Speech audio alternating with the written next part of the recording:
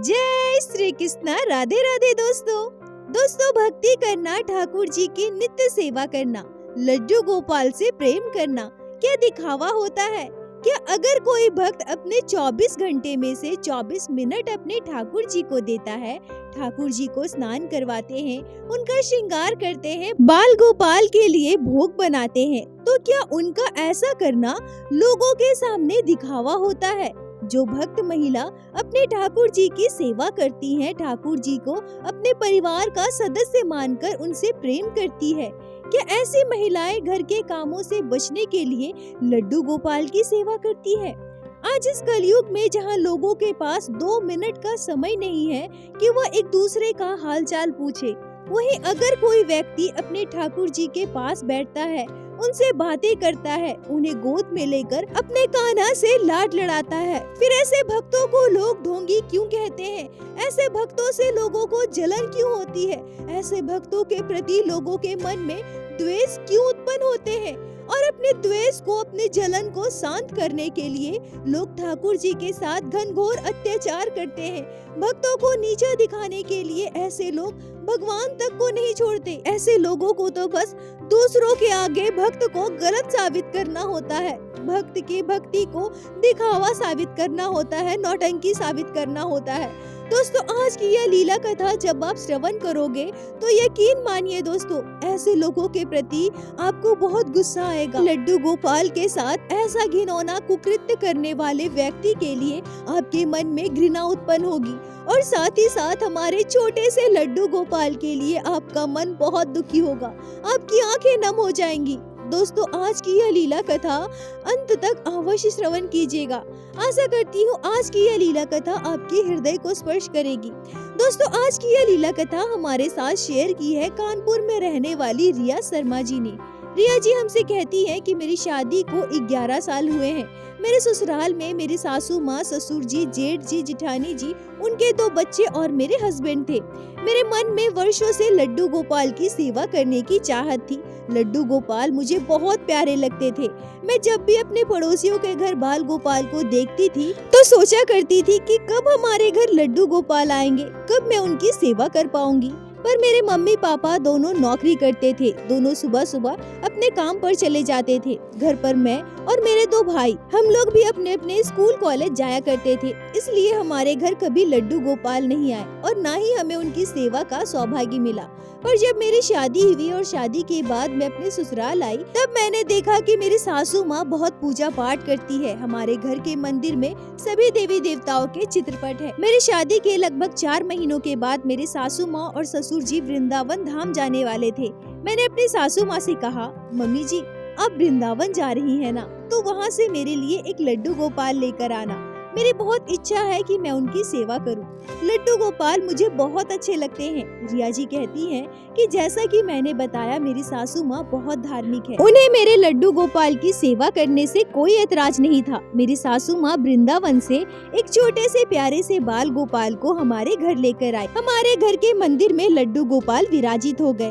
अब लड्डू गोपाल की नित्य सेवा हमारे घर होने लगी। मैं प्रत्येक दिन लड्डू गोपाल को स्नान करवाती थी, उन्हें भोग लगाती थी। लड्डू गोपाल को 4 पहर का भोग लगाना होता था, इसलिए कभी मैं भोग लगा देती थी तो कभी मेरी सासू माँ। ऐसे ही समय बीत रहे थे। लड्डू गोपाल की कृपा से मेरे बेटे का जन्म हुआ। रिया जी कहती हैं कि अगर मैं अपनी जिठानी जी की बात करूं तो मेरी जिठानी जी ज्यादा पूजा पाठ नहीं करती थी, उन्हें इन सब चीजों में ज्यादा रुचि नहीं थी। जब मैं लड्डू गोपाल को स्पर्श नहीं कर पाती थी और अगर उस समय मेरी सासू माँ की तबीयत खराब हो और मेरे सासू माँ उन्हें लड्डू गोपाल को भोग लगाने को कहे तो उसमें भी वो चिढ़ जाती थी। सासू माँ अगर उनसे कुछ भी कहे तो वो उन्हें ताना देने लगती थी। कहा करती थी कि मेरे 2 बच्चे हैं, घर पर हजारों काम है, मैं कोई काम चोर नहीं हूँ जो पूजा पाठ के बहाने घंटों बैठी रहूं, मुझसे यह सब नहीं होगा। रिया जी कहती हैं क्योंकि मैं पूजा पाठ किया करती थी, इसलिए मेरा अधिकतर समय मेरी सासू माँ के साथ ही बीतता था।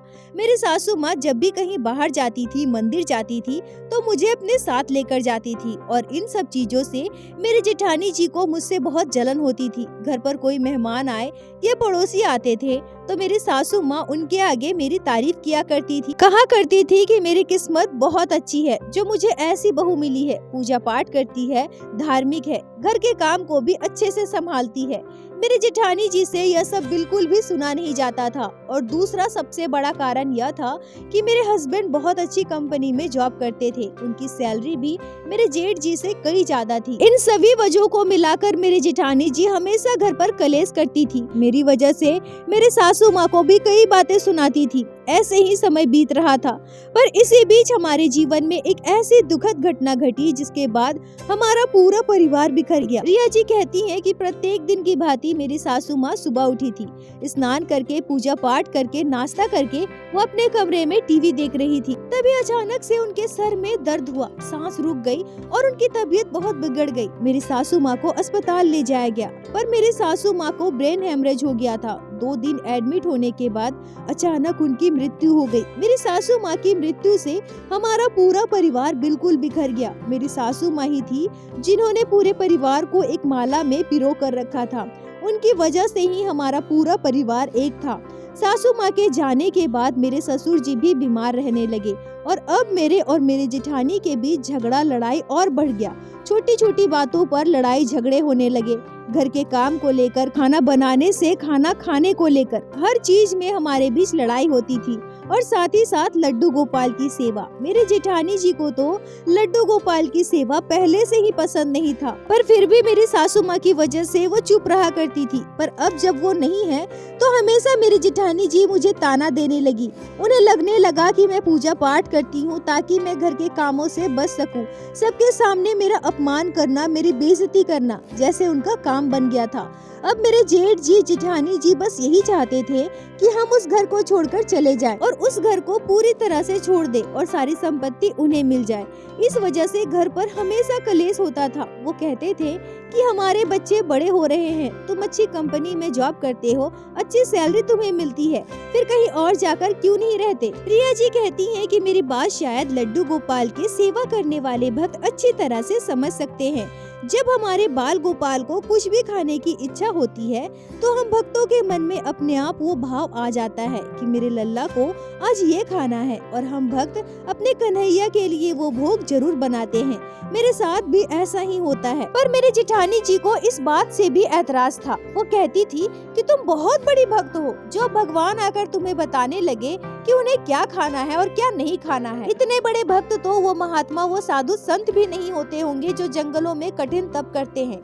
तुम्हें तो मानना पड़ेगा। बस काम से बचने के लिए भगवान की मूर्ति लेकर बैठ जाती हो और सोचती हो कि बहुत बड़ी भक्त हूँ, भगवान मुझसे बात कर रहे हैं। छी छी छी, भगवान के लिए इतना झूठ बोलना, तुम्हें शर्म नहीं आती। रिया जी कहती हैं कि ऐसे ही न जाने कितने ताने मेरी जेठानी जी मुझे दिया करती थी। एक दिन की बात है, घर पर थोड़ी सी दही रखी हुई थी। मेरे मन में अचानक से यह भाव आया कि मेरे लड्डू गोपाल को दही बड़े खाने हैं। यह भाव मेरे मन में आते ही मैं उठकर अपने लड्डू गोपाल के लिए थोड़े से दही बड़े बना दिए और अपने बाल गोपाल को भोग लगा दिया। मेरी जेठानी जी दोपहर को जब अपने बच्चे का खाना लेने के लिए किचन में आती है तो वो दही ढूंढने लगती है। मैंने उनसे कहा कि दीदी, मैंने दही का तो दही बड़ा बना लिया, लड्डू गोपाल को भोग लगा दिया। इतना सुनते ही दीदी भड़क गई और कहने लगी, तुमने बिना पूछे वो दही कैसे ले लिया? मैंने बाबू के लिए रखा था ना, वो 2 दिन से दही मांग रहा था और तुमने बिना पूछे लड्डू गोपाल के लिए भोग बना दिया। एक बार पूछना चाहिए था ना। रिया जी कहती हैं, मैंने दीदी से कहा, दीदी बाल गोपाल की इच्छा हो रही थी इसलिए मैंने उनके लिए दही बड़े बना दिए। अच्छा कोई बात नहीं, बाबू के लिए कल हम फिर से दही जमा देंगे, वो खा लेगा। रिया जी कहती हैं, मेरी बात सुनकर अब मेरी जेठानी जी और भड़क गई और कहने लगी, तुम हर बार ये क्यों कहती हो कि लड्डू गोपाल को ये खाना है वो खाना है? अरे तुम इतनी बड़ी भक्त नहीं हो, भगवान की दास नहीं हो जो तुम्हें आकर हर बात भगवान बताते हैं। अगर तुम्हें खाना था तो कह देती ना, भगवान के नाम पर इतना नौटंकी मत किया करो। रिया जी कहती हैं, दीदी की बात सुनकर मुझे बहुत बुरा लगा, मेरी आंखों से आंसू आ गए। मैंने उनसे कुछ भी नहीं कहा और चुपचाप अपने कमरे में चली गई। पर शाम को मेरे जेठ जी मेरे हस्बैंड से मेरी शिकायत करते हैं और कहते हैं, रिया को समझा देना, वो आगे से ऐसा ना करे। किचन में कोई भी सामान खाने का रखा हो वो उठाकर भगवान को भोग लगा देती है। बच्चे के लिए दही रखा था, बाबू कितना रो रहा था, तुम्हारी पत्नी ने उसे भी लड्डू गोपाल को भोग लगा दिया। एक बार पूछ तो लेना चाहिए था ना। रिया जी कहती हैं मेरे हस्बैंड कमरे में आते हैं और मुझसे कहते हैं आगे से ऐसा बिल्कुल भी मत करना। तुम्हें कुछ भी खाना हो, अपने लड्डू गोपाल को कुछ भी भोग लगाना हो, तुम्हें किसी भी चीज की जरूरत हो तो मुझे बताना, मैं तुम्हें ला कर दूंगा। पर घर से कोई भी चीज ऐसे ही उठाकर बाल गोपाल को भोग मत लगा देना। रिया जी कहती हैं मेरी आंखों में आंसू थे। मैंने अपनी जेठ जी की सारी बातें सुन ली थी। मेरे जेठ जी ने ये कैसे कहा कि रिया को खाना हो? अगर रिया को खाना हो तो थोड़ा ले लेती, बहाना क्यों बनाती है? अपने जेठ जी की यह बात मुझे बहुत बुरी लगी। मैंने रोते हुए अपने हस्बैंड से कहा कि मुझे नहीं खाना था, मेरे मन में बस यह भाव आया कि मेरे लड्डू गोपाल को दही बड़े खाने हैं, इसलिए मैंने किचन से दही ले लिया। मुझे नहीं पता था कि वो दही बाबू के लिए रखा है। ठीक है, आगे से मैं किचन का कोई भी सामान नहीं लूंगी। मेरे बाल गोपाल को जो भी खाना होगा, मुझे जो भी भोग लगाना होगा, मैं बाजार से मंगवा लूंगी। रिया जी कहती हैं कि शायद मेरी जेठानी जी कमरे के बाहर से हमारी बातें सुन रही थी। वो तुरंत कमरे में आकर जोर से चिल्लाने लगती है और कहने लगती है हमने कभी ऐसा कहा है क्या कि किचन का कोई सामान नहीं लेना है? और तुम्हें हर बात लड्डू गोपाल ही बताते हैं क्या? उन्हें क्या पसंद है क्या नहीं पसंद, उन्हें कब क्या खाना है? अगर तुम्हें खाने का मन होता है तो तुम वो खुद भी तो कह सकती हो ना कि मुझे खाना है। हर बात पर तुम लड्डू गोपाल का नाम क्यों लेती हो? अच्छा ठीक है, आज से मैं भी ऐसा करूंगी। तुम्हारे अकेले के नहीं है लड्डू गोपाल मेरे भी हैं। मम्मी जी उन्हें वृंदावन से लेकर आई थी। रिया जी कहती हैं कि उस दिन हमारे बीच बहुत बहस हुई, बहुत लड़ाई हुई, बहुत झगड़ा हुआ। बार बार मेरी भक्ति का अपमान किया गया, बार बार मुझे भला बुरा कहा गया, मेरे लड्डू गोपाल का अपमान किया गया। आज जमाना ऐसा ही है, धन संपत्ति के लिए, प्रॉपर्टी के लिए एक भाई भाई का दुश्मन बन जाता है। मेरे जेठ जी और जेठानी जी का बस एक ही मकसद था कि हम उस घर को छोड़कर चले जाएं और पूरी संपत्ति उन्हें मिल जाए। रिया जी कहती हैं कि लड्डू गोपाल की कृपा से हमारे पास सब कुछ था। हम चाहते तो इतना कलेश बर्दाश्त नहीं करते, सब कुछ छोड़ छाड़ कर कहीं और चले जाते, पर हम विवश थे पापा जी के लिए। पर हम बस पापा जी के लिए नहीं जाते थे, हम नहीं चाहते थे कि इस उम्र में पापा जी को यह सब देखना पड़े। और तभी कुछ दिनों के बाद मेरे जीवन में एक ऐसी घटना घटी जिसे सुनकर आप सभी के रोंगटे खड़े हो जाएंगे। एक इंसान इतना नीचे गिर सकता है, किसी का अपमान करने के लिए इस हद तक नीचे जा सकता है, भगवान के साथ इतना बड़ा कुकृत्य कर सकता है, सोच कर भी रूह कांप जाती है। रिया जी कहती हैं कि उस दिन हुआ यूं कि घर पर प्रत्येक दिन के कलेश की वजह से हम पति पत्नी परेशान हो गए थे। इधर मेरे ससुर जी की तबीयत भी ठीक नहीं रहती थी, हम उन्हें लेकर भी हमेशा चिंतित रहते थे। शाम का दिया बाती कर बाल गोपाल को भोग लगाने के बाद मैं अपने हस्बैंड के साथ शॉपिंग करने के लिए मार्केट गई। और मार्केट से जब मैं घर आई तब मैं क्या देखती हूँ कि लड्डू गोपाल के आगे गोलगप्पे रखे हैं। पर सबसे आश्चर्य की बात जिसे देखकर मैं दंग रह गई, उस गोलगप्पे में प्याज डाले हुए हैं। रिया जी कहती है कि यह देखकर मेरे होश उड़ गए। मैं चिल्लाकर कहने लगी कि ये सब किसने किया मेरे लड्डू गोपाल के साथ। मेरे चिल्लाने की आवाज से मेरे हस्बैंड दौड़कर मेरे पास आते हैं। तभी मेरी जेठानी जी कहती हैं, तुम्हारे लड्डू गोपाल ये तुम्हारे कैसे हो गए? इन्हें तो मम्मी जी लेकर आई थी ना वृंदावन से। और क्यों? अगर ये तुम्हें बता सकते हैं कि इन्हें क्या खाना है तो मुझे क्यों नहीं बता सकते? इन्होंने खुद मुझे आभास कराया है कि इन्हें प्याज वाले गोलगप्पे खाने हैं। तुम इतना क्यों चिल्ला रही हो, इतना क्यों शोर मचा रही हो? रिया जी कहती हैं कि अपनी जेठानी जी की बात से मैं दंग थी, हैरान थी। लड्डू गोपाल ने स्वयं कहा कि उन्हें प्याज वाले गोलगप्पे खाने हैं। मुझे बहुत गुस्सा आया, मेरी आंखों से आंसू बह रहे थे। मैं पागलों की तरह गोलगप्पे का प्लेट उठाकर जमीन पर पटक देती हूँ, सारा सामान इधर उधर फेंक देती हूँ और अपने बाल गोपाल को गोद में उठा लेती हूँ। ऐसा लग रहा था मानो मेरे बाल गोपाल का श्रीमुख उदास हो चुका है। लड्डू गोपाल नम आंखों से मेरी ओर देख रहे हैं और मुझसे कह रहे हैं, मैया क्यों मैया, मेरे साथ ऐसा क्यों?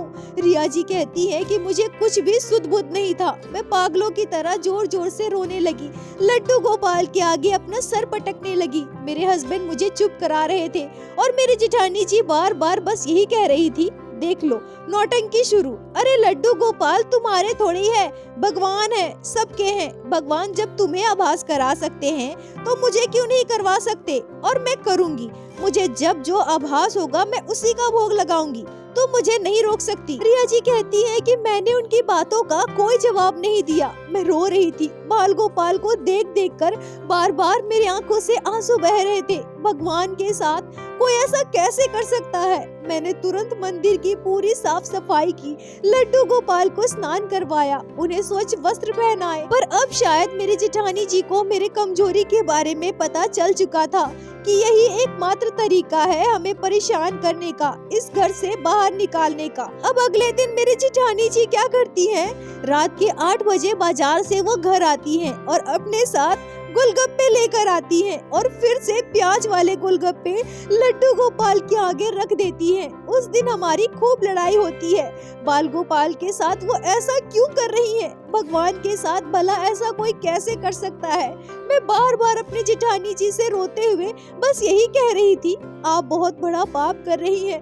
देख लेना, आपको इसकी सजा भुगतनी पड़ेगी। आपको लड़ना है मुझसे लड़िए, जो कहना है मुझसे कहिए। पर लड्डू गोपाल के साथ ऐसा क्यों कर रही हैं? अब भगवान का मजाक बना रही हैं। क्यों ऐसा कर रही हैं आप? पर मेरी जेठानी जी बस यही कह रही थी, बाल गोपाल मुझे आभास करा रहे हैं, उन्हें प्याज वाले गोलगप्पे खाने हैं। और हाँ, मुझे पता है कि तुम चाहती हो हमारे साथ बहुत बुरा हो जाए, और प्याज कोई मांसाहारी भोजन नहीं है जो तुम इतना नौटंकी कर रही हो। और लड्डू गोपाल मेरे भी हैं, तुम्हारे अकेले के नहीं है। और अगर तुम्हें इनसे इतना प्यार है, इतना बुरा लग रहा है, तो लेकर चली जाओ ना इन्हें यहाँ से। मेरे पास रहेंगे तो मुझे जब जो आभास होगा मैं उसी का भोग लगाऊंगी। और तभी मेरी जेठानी जी कुछ ऐसा कहती हैं जिसे सुनकर मेरे होश उड़ जाते हैं। मेरी जेठानी जी कहती हैं, मुझे प्याज वाले गोलगप्पे का आभास हुआ तो मैंने प्याज वाले गोलगप्पे का भोग लगाया। कल को अगर मुझे मछली का, मांस का, अंडे का आभास हो तो मैं उसी का भोग लगाऊंगी और तुम मुझे नहीं रोक सकती। भगवान किसी के नहीं है, वो सबके होते हैं। और सासू माँ इन्हें वृंदावन से लेकर आई थी, फिर ये तुम्हारे नहीं है, मेरा भी हक है। और मैं बार बार कह रही हूँ, तुम्हें इतना दुख हो रहा है, इतनी तकलीफ हो रही है, तो इस घर को छोड़ दो ना। क्यों यहाँ रह रही हो? कहीं और चले जाओ अपने लड्डू गोपाल को लेकर और अपने हिसाब से रहो। रिया जी कहती हैं कि मुझे उस दिन समझ में आ गया कि मेरी जेठानी जी ऐसा क्यों कर रही हैं। कोई अपने स्वार्थ की पूर्ति के लिए ऐसा कैसे कर सकता है? भगवान के साथ इतना गलत कैसे कर सकता है? मेरी जेठानी जी ने मेरी नब्ज पकड़ ली थी। उन्हें पता चल गया था कि वो मुझे जितना भला बुरा कहेगी मैं बर्दाश्त कर सकती हूँ, पर अगर मेरे लड्डू गोपाल को जरा भी तकलीफ हुई तो मैं उसे बर्दाश्त नहीं कर सकती। इसलिए मेरी जेठानी जी इतना नीचे गिर गई थी, इतना घिनौना काम कर रही थी। उन्होंने एक बार नहीं, बार बार लड्डू गोपाल के आगे प्याज वाले गोलगप्पे रखे। और मैं इस बात से और भी डर गई कि कहीं वो कल को मांसाहारी भोजन मेरे लड्डू गोपाल के आगे न परोस दे। ऐसी स्थिति में मैं क्या करूंगी? शायद मैं उसे सह ना पाऊं और मैं जिंदा ना रहूं। रिया जी कहती हैं कि उसी दिन मैंने अपने हस्बैंड से कह दिया कि अगर आप मुझे कहीं और ले जाकर रख सकते हैं तो लेकर चलिए, नहीं तो मैं खुद इस घर से निकल जाऊंगी, भीख मांगूंगी, स्टेशन पर रहूंगी, पर अपने बाल गोपाल के साथ ऐसी बर्बरता बर्दाश्त नहीं करूंगी। मेरे कान्हा के साथ कोई ऐसा करे यह मैं कभी नहीं सह सकती। और बात रही मेरे ससुर जी की, तो वैसे भी मेरी जेठानी जी मेरे ससुर का ध्यान नहीं रखती थी।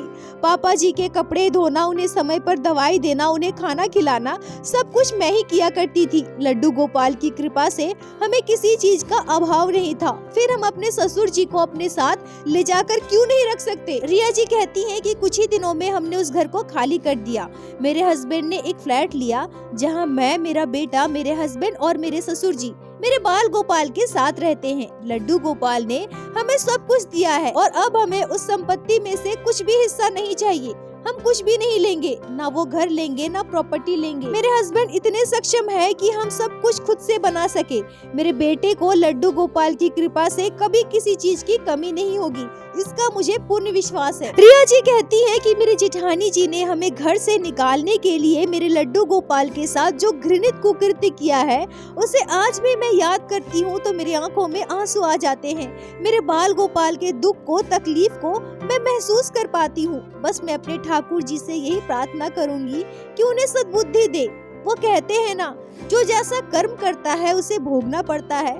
पर इतना कुछ होने के बाद भी मैं अपने लड्डू गोपाल से बस यही प्रार्थना करती हूँ कि हे ठाकुर जी, उन्हें सद्बुद्धि दीजिए, उन्हें भक्ति की मार्ग पर लेकर आइए और उन्होंने जो भी किया है उसके कर्मों की सजा उनके बच्चों को कभी मत देना। रिया जी, आपका बहुत बहुत धन्यवाद जो आपने लड्डू गोपाल के इस हृदय विदारक घटना को हमारे साथ शेयर की, जिसे मैं हमारे चैनल के माध्यम से बाकी सारे भक्तों तक पहुंचा सकी। अपना साथ और प्यार ऐसे ही बनाए रखें। दोस्तों, यह घटना बहुत ही दुखद और हृदय विदारक है। धन संपत्ति का लालच आज इंसान को किस हद तक गिरा रहा है, जो वो सही गलत में फर्क नहीं कर पा रहा, पाप पुण्य में फर्क नहीं कर पा रहा। ठाकुर जी ऐसे लोगों को सद्बुद्धि दे।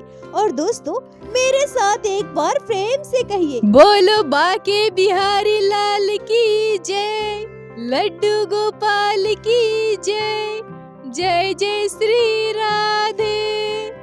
दोस्तों, यदि आप लोगों को आज की यह लीला कथा अच्छी लगी हो, आपके हृदय को स्पर्श की हो, तो कृपया वीडियो को लाइक करके अपने दोस्तों के साथ शेयर अवश्य करें, जिससे बाकी भक्त भी लड्डू गोपाल की इस अद्भुत लीला कथा को श्रवण कर सके। और हमारे चैनल को सब्सक्राइब करें, जिससे प्रतिदिन आप लोग हमारे चैनल पे श्री बाके बिहारी श्री लड्डू गोपाल की लीला कथा सुन सके।